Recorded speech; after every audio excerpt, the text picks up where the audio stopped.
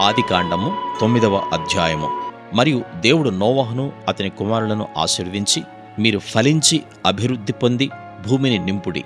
మీ భయమును, మీ బెదురును అడవి జంతువులన్నిటికిని, ఆకాశ పక్షులన్నిటికిని, నేల మీద ప్రాకు ప్రతి పురుగుకును, సముద్రపు చేపలన్నిటికిని కలుగును. అవి మీ చేతికి అప్పగింపబడి ఉన్నవి.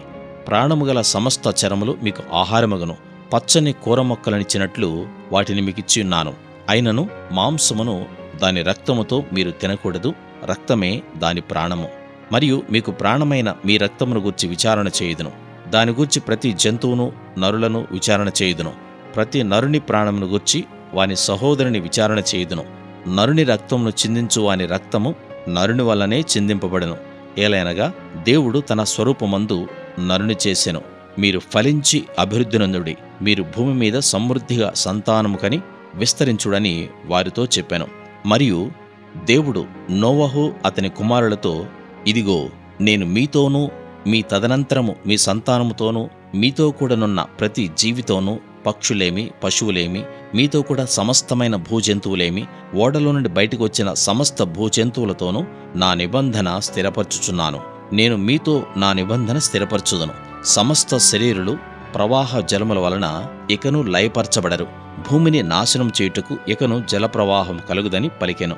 మరియు దేవుడు నాకును మీకును మీతో కూడానున్న సమస్త జీవరాశులకును మధ్య నేను తరతరములకు ఏర్పరచుచున్న నిబంధనకు గుర్తు ఇదే.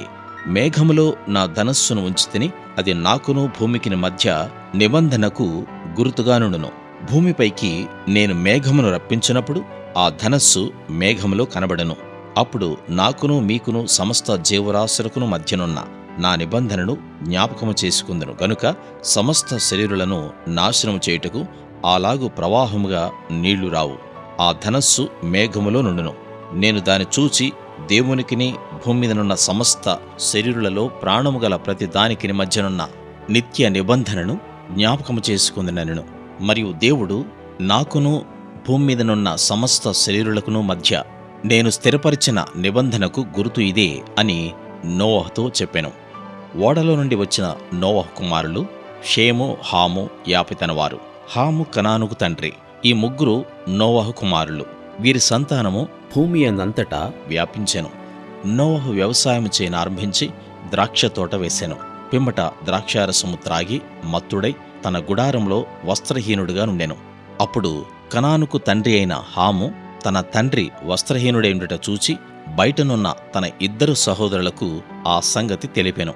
అప్పుడు షేమును, యాపెతును వస్త్రమొకటి తీసుకుని తమ ఇద్దరి భుజముల మీద వేసుకుని వెనుకకు నడిచి వెళ్లి తమ తండ్రి దిశమలను కప్పిరి. వారి ముఖములు వెనకతట్టు ఉండుట వలన తమ తండ్రి దిశమలను చూడలేదు. అప్పుడు నోవహు మత్తు నుండి మేలుకొని తన చిన్న కుమారుడు చేసిన దానిని తెలుసుకుని, కనాను శపింపబడిన వాడై తన సహోదరులకు దాసానుదాసుడగును అనెను.